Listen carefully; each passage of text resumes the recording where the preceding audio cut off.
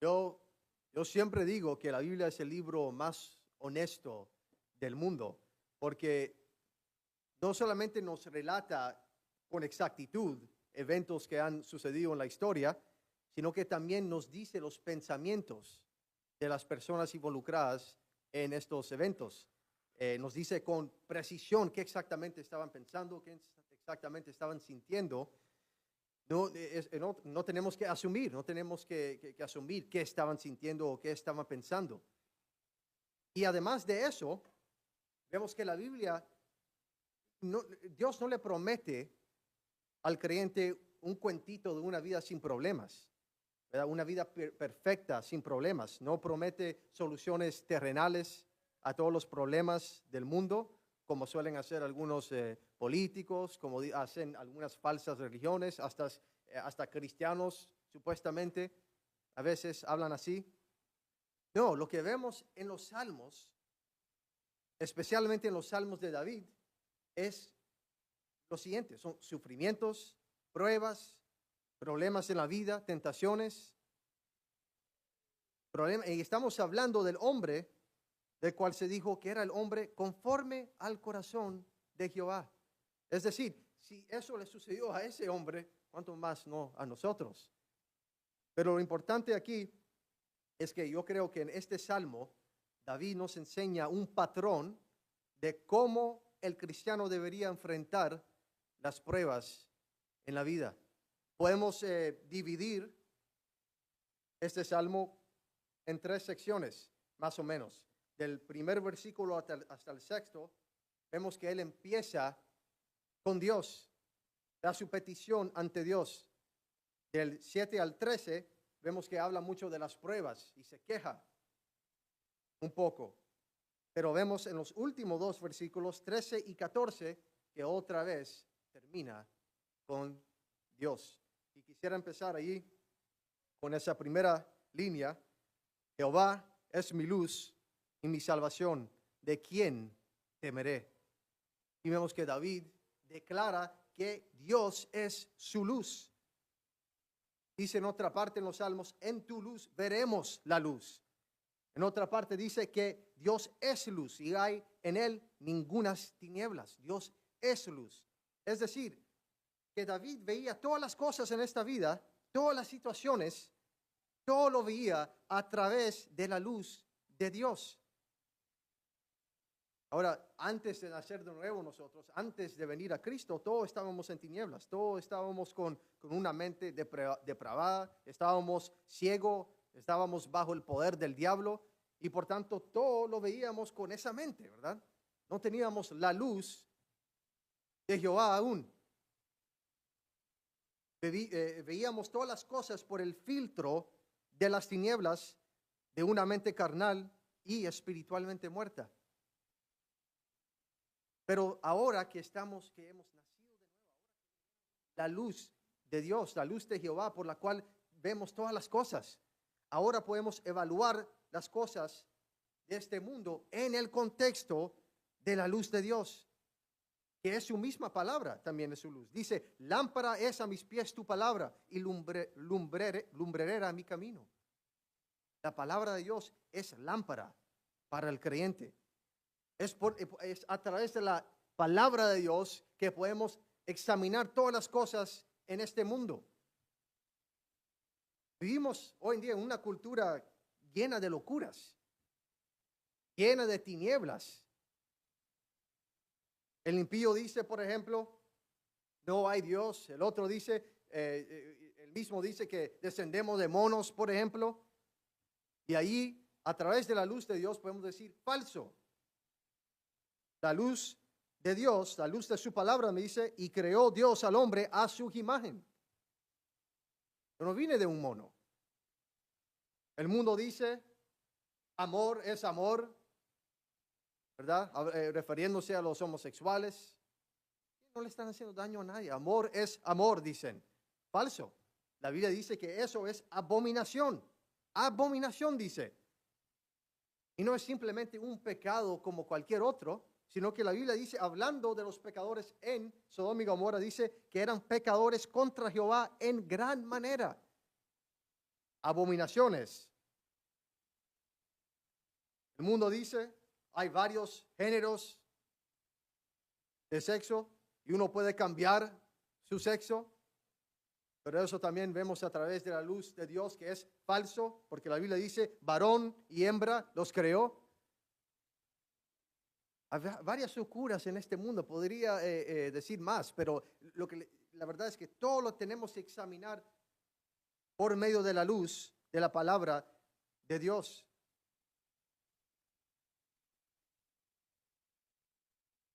Hay que tener confianza en Dios, en su revelación, en su luz. Tenemos que saber, vemos que también dice aquí el salmista, Jehová es la fortaleza de mi vida. ¿De quién he de atemorizarme? ¿De quién temeré? Vemos que David veía a Dios como su luz y como su salvación. Por medio, es por Dios que él no tenía temor a las cosas de esta vida. O por lo menos cuando estaba fuerte espiritualmente. Todo en algún momento vamos a estar débil y dejamos entrar, ¿verdad?, pensamientos de la carne. Pero no se debería ser así. David, teniendo confianza en la luz de Dios, tenía confianza que era su salvación y por tanto no le temía ni siquiera ni a la muerte. Yo nunca he enfrentado a la muerte. Mi esposa sí ha tenido su momento, le he contado varias veces. Quizás algunos de ustedes, entre ustedes, han enfrentado la muerte. Han tenido que estar enfrente de un doctor, por ejemplo, que te ha dicho, tienes cáncer, te doy máximo 6 meses para vivir. Vas a morir. Y es cierto, mira, la verdad es que quizás vas a morir, quizás, pero eso lo va a determinar Dios y no el doctor. Eso lo va a determinar Dios y no un doctor, porque Él no es Dios. Porque la vida y la muerte están en las manos de Dios. Como Job dice, en su mano está el alma de todo viviente y el hálito de todo ser humano. David no temía a nada, no temía la muerte a veces sí, ¿verdad? Cuando está débil, pero cuando está confiando totalmente en el Señor, no temía ni siquiera la muerte. David vivió una vida en constante peligro de la muerte. Fue perseguido 1000 veces por 1000 enemigos, ¿verdad? No estaba en peligro de morir de enfermedad que sepamos, como otros reyes en la Biblia, por ejemplo Ezequías, pero sí estuvo en la puerta de la muerte 1000 veces.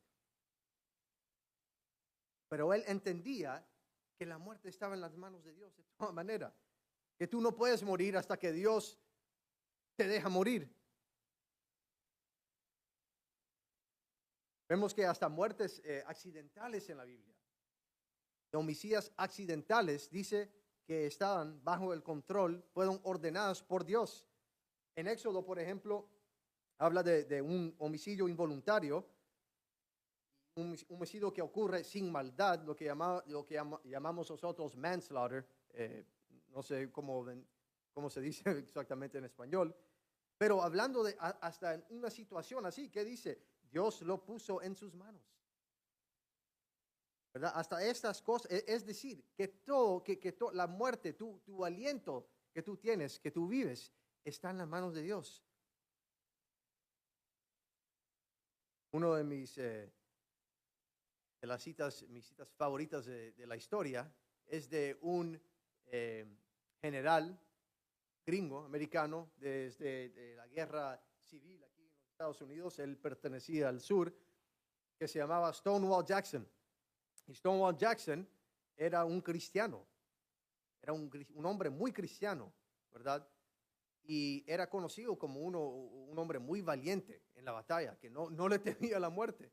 Él era el general y se supone que el general no tiene que estar enfrente, ¿verdad? Él tiene que estar dirigiendo las cosas y por tanto es preferible que él esté atrás o no directamente en peligro de la muerte para seguir dirigiendo. Pero no, se metía en todo, el Stonewall Jackson. Y le preguntaron una vez, ¿por qué? ¿Por qué es que no temía? ¿Por qué? ¿Cómo es que tenía esa valentía? Y él dijo lo siguiente: mi fe cristiana me enseña a sentirme tan seguro en la batalla como en la cama. Dios ha fijado el momento de mi muerte. No me preocupa eso, sino estar siempre listo, sin importar cuándo pueda sobrevenirme. Así es que, como todos los hombres deberían vivir, y entonces todos serían igualmente valientes. Él reconocía que él no puede morir si Dios no lo permite. Por tanto, él tenía valentía, él tenía confianza en Dios. Pero aquí vemos la clave, es que el salmista empieza con Dios. ¿Cómo empieza este salmo? El Señor, Jehová es mi luz y mi salvación, ¿de quién temeré? Empieza con Jehová, es decir, con el Señor. Ahora sabemos, porque ya hemos leído, a continuación él va a hablar mucho de los problemas, ¿verdad? Él habla de las ansiedades que él tiene, él habla de los problemas que están enfrentando. Pero vemos que ni siquiera dignifica esos problemas con su preocupación sin antes reconocer a Dios. Empieza con Dios. Es como está diciendo: ante todas las cosas, Jehová, tú eres mi luz, tú eres mi esperanza, tú eres mi salvación.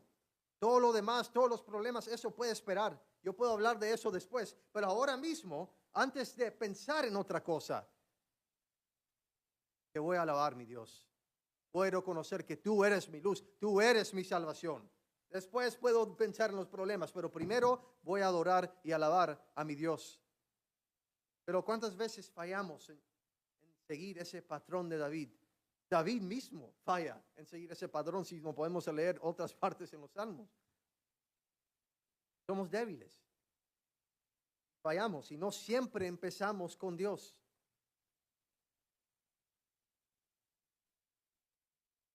Muchas veces pensamos en los problemas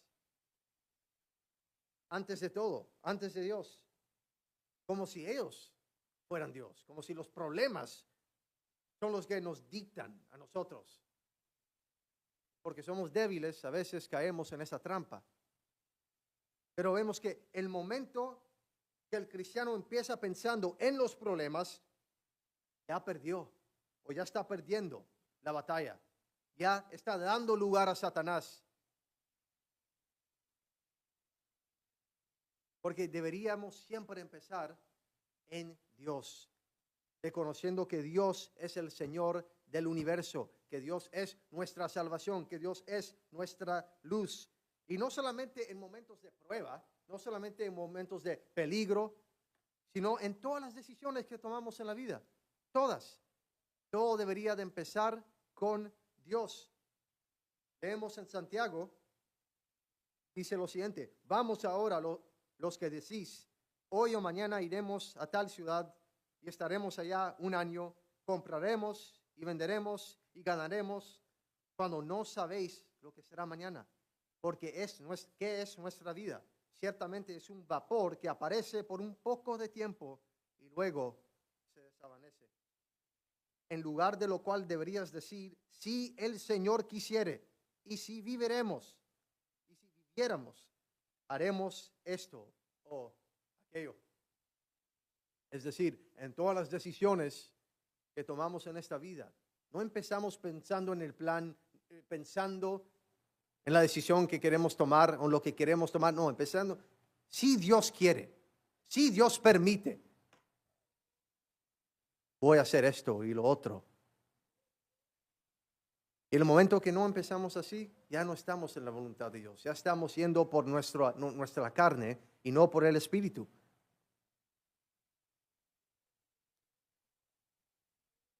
Pero el primer punto es ese. El salmista empieza con Dios. Dice: aunque un ejército acampe contra mí, no temerá mi corazón. Él me esconderá en su tabernáculo. Vemos que él tenía confianza en la protección del Señor. Su enfoque, ahora está hablando un poco de los problemas, pero aún su enfoque es el Señor. Las pruebas y las tentaciones aquí hablan solamente en el contexto de ser resueltas por el Señor, ¿verdad? Porque David sabía que si Dios era por él, ¿quién iba a estar contra él? Si Dios por nosotros, ¿quién contra nosotros? Y habla de triunfar sobre sus enemigos aquí, pero no necesariamente se refiere a un triunfo en esta vida. Pero eso lo veremos a continuación. Pero ahora me quiero enfocar en esto que dice el salmista en el versículo 4. Una cosa he demandado de Jehová, y esta buscaré, que esté yo en la casa de Jehová todos los días de mi vida, para contemplar la hermosura de Jehová y para inquirir en su templo. Para mí, este versículo aquí es la clave en este salmo y también para toda la vida cristiana. Esto me corta el corazón verdaderamente. Tenemos que entender el contexto de este salmo. Cuando David escribió este salmo, él había huido de Jerusalén. Está en el tiempo de la rebeldía de su hijo Absalón, que dice la palabra de Dios que Absalón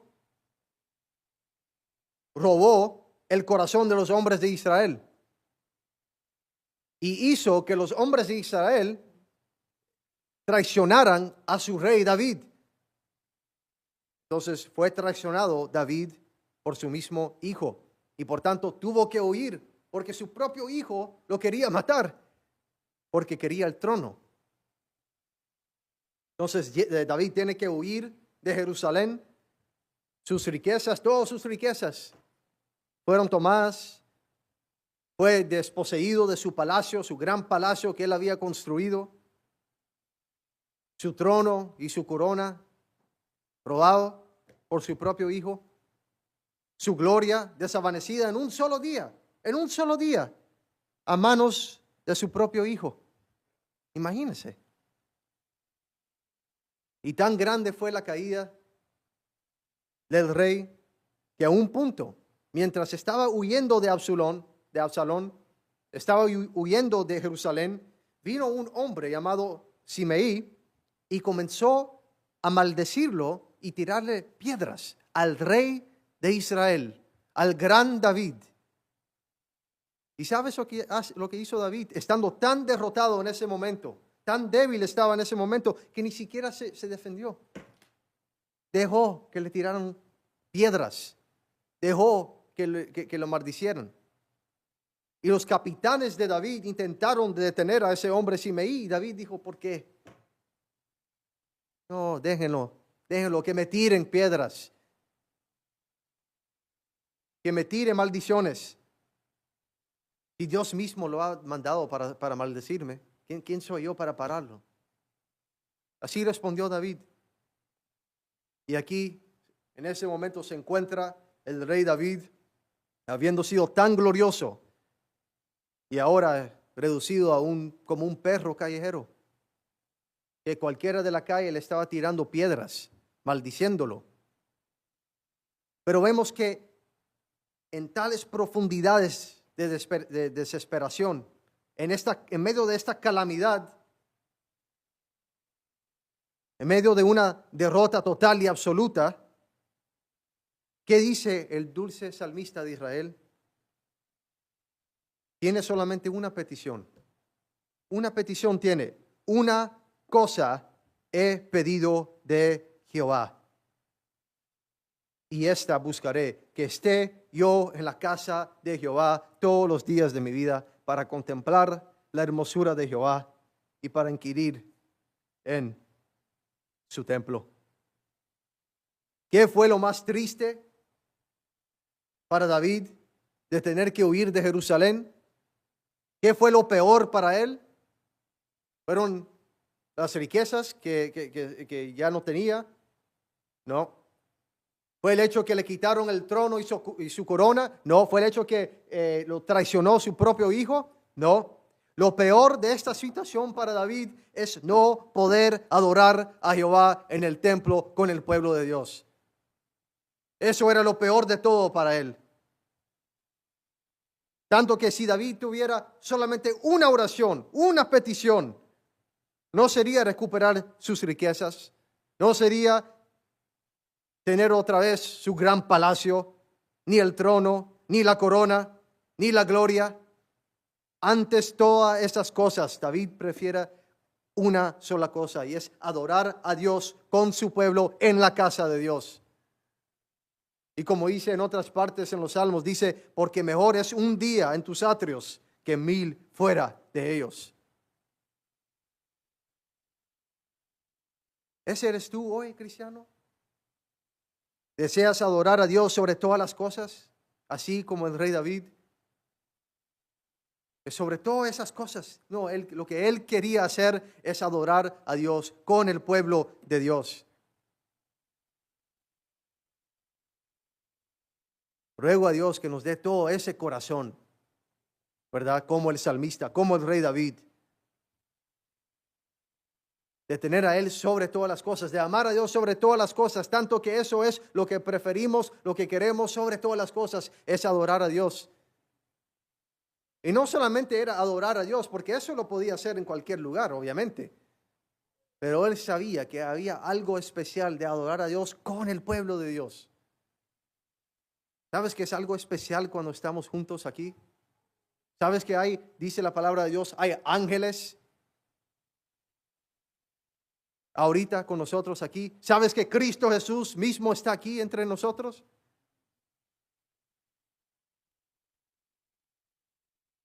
Y yo les puedo decir de mi corazón, yo prefiero estar aquí. En este momento yo no quisiera estar en ningún otro lugar. Quisiera estar aquí con ustedes, adorando al Señor.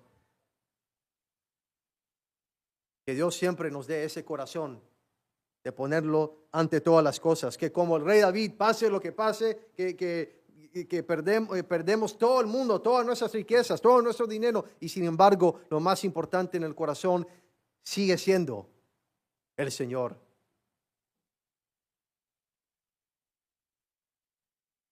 Ya vivimos en lo que yo dije era la segunda sección, los versículos 7 al 13, que habla mucho de las pruebas de la vida, David, lo que le ha pasado, de sus persecuciones.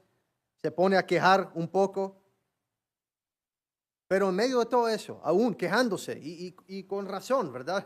Lo que pasó al rey David no es cualquier cosa. En medio de todo eso, dice lo siguiente: tú has dicho, buscad mi rostro. Mi corazón dice de ti, tu rostro buscaré, oh Jehová. Tú has dicho, buscad mi rostro. Mi corazón te ha respondido, tu rostro buscaré, oh Jehová. Y notamos que Dios amorosamente nos invita a buscarlo. Invita al rey David, pero esto está escrito a nosotros también. Nos invita a todos. Busca mi rostro. Él toma el primer paso hacia nosotros. Como dice el Señor Jesucristo, venid a mí todos los que todo lo que estáis trabajados y cargados, y yo os haré descansar. ¿Sabes que puedes entregar todo a Cristo? ¿Sabes que puedes entregar todas tus cargas a Cristo? Y Él con gusto lo toma. Quizás algunas veces pensamos que nuestros problemas, nuestras cargas son muy pequeñas. ¿Qué se va a importar Dios de este problemita que tengo yo? Vemos los problemas del rey David, no son iguales que los míos, son muchos peores. Pero ¿sabes qué? Dios sí le importa hasta esos problemitas pequeñas que tú tienes. A Dios le importa.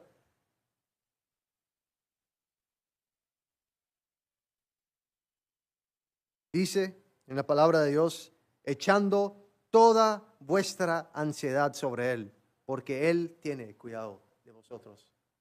Toda vuestra ansiedad, no solo algunas ansiedades, no la mitad, toda vuestra ansiedad sobre Él.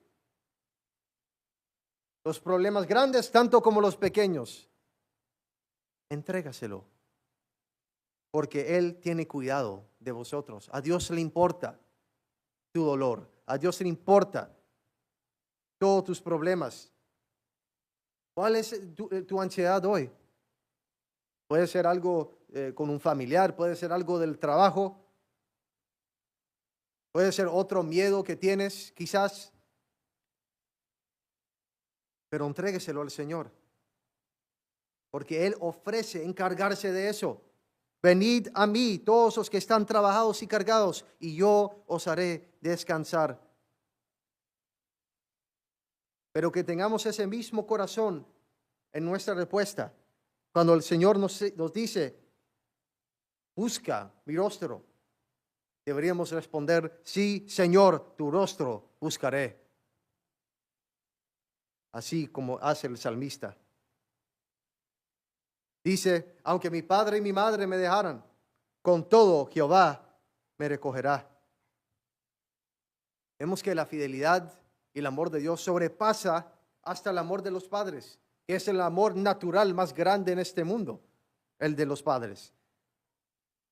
Pero el amor de Dios, la fidelidad de Dios es mayor que eso, porque los padres fallamos. En algún momento o en otro vamos a fallar. Bueno, mi madre siempre me amó, siempre me cuidó, pero he comentado antes que mi padre abandonó a mis hermanos y a mí.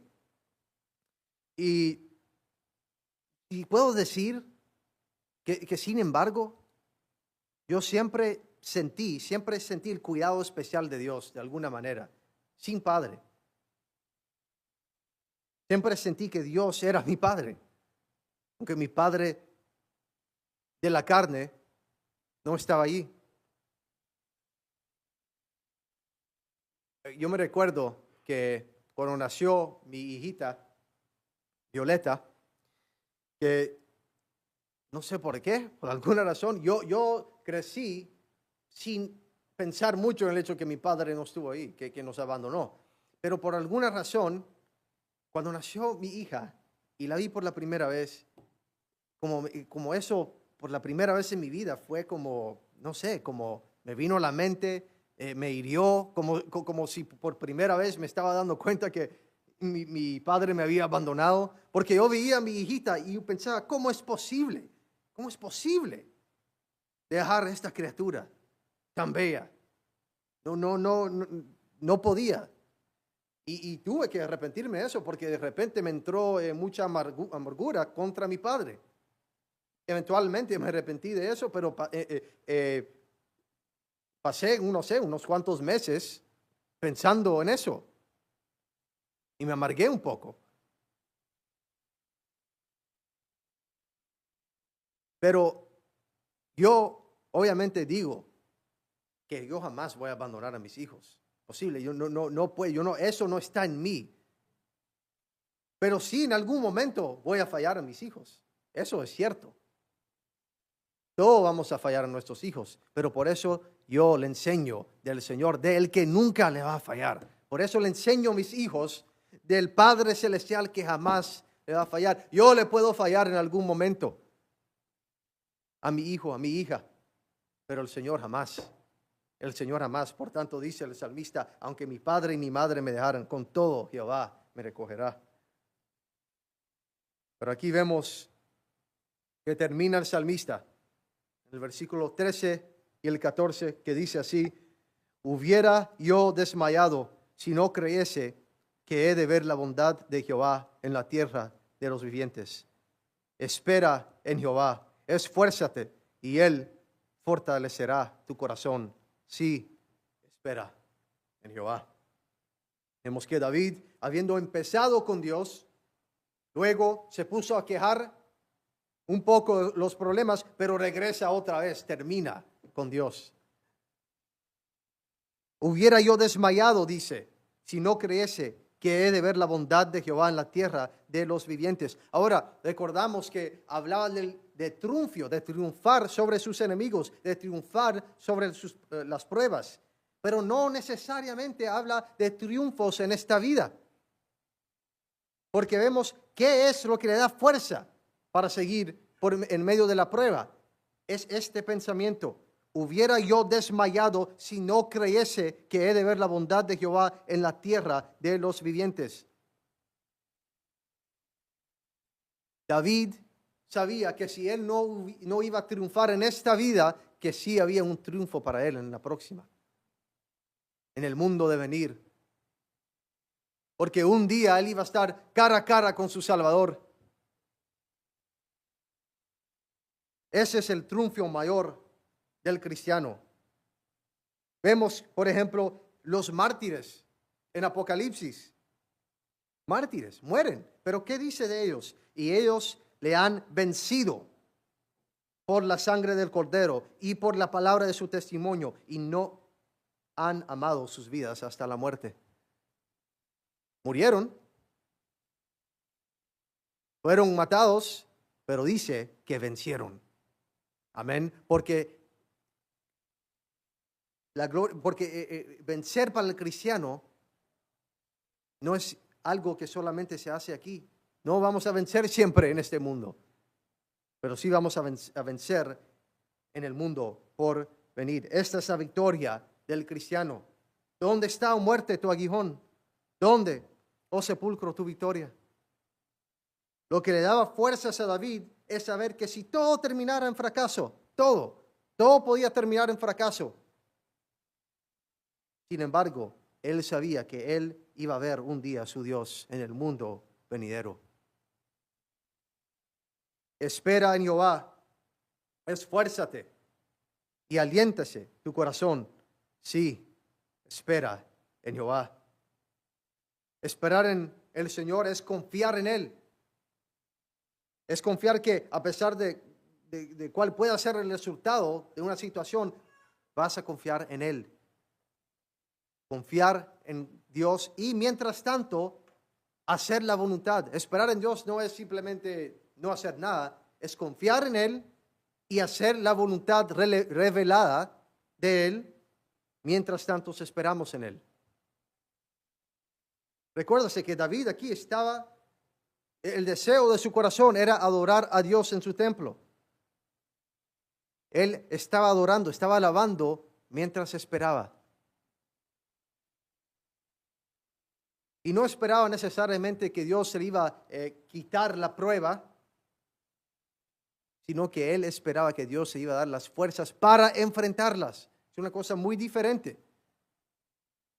Dios no necesariamente nos va a quitar la prueba, no necesariamente va a quitar el problema, sino que nos da la gracia, la fuerza para enfrentarlo. Amén. Un ejemplo que a mí viene a mi mente es el ejemplo del mártir Esteban, que no tuvo triunfo en el sentido terrenal. Sabemos cómo termina su vida. Lo apedrearon, pero termina en victoria. ¿Qué dice Esteban mientras muere? He aquí, veo los cielos abiertos y al Hijo del Hombre en pie a la diestra de Dios. Tenía los ojos puestos en Dios y por tanto, en medio de la muerte, tuvo una victoria. Esperar en el Señor es confiar en Él y mientras tanto hacer su voluntad, esperar en Él sin importar cuál sería el resultado. Es simplemente confiar en Él. Pero los que esperan en Jehová tendrán nuevas fuerzas, levantarán las alas como águilas, correrán y no se cansarán, caminarán y no se fatigarán. No necesariamente nos dice que Dios nos quita la prueba. No necesariamente dice que Dios nos va a quitar todos los problemas de la vida, sino que nos va a dar las fuerzas. Vamos a levantar las alas como águilas. Vamos a correr y no nos vamos a fatigar, porque vamos a poder enfrentar todo en esta vida por su fuerza y su gracia. Vamos a orar. Padre Santo, te doy gracias esta mañana, Señor, por el ejemplo de tu profeta David. Señor, te doy gracias porque a través de este salmo vemos verdaderamente qué es lo importante en esta vida. Es empezar todo con el Señor. Es confiar en ti ante todas las cosas. Y saber que pase lo que pase, Padre Santo, podemos terminar en victoria, esperando en ti. Señor, pido que nos dé ese corazón de David, de querer sobre todas las cosas adorarte y alabarte. Y ahora pido por todos los que están presentes aquí esta mañana. Señor, pido que los bendiga, que conteste las oraciones que tienen y que los mande en paz y que puedan meditar en tu palabra este día y toda esta semana. En el nombre de tu Hijo amado, Jesús. Amén y amén. Vamos a terminar con nuestro salmo, nuestra canción que siempre cantamos, 413. El que no se lo conozca, he decidido seguir a Cristo. Primer verso vamos a cantar, he decidido seguir a Cristo.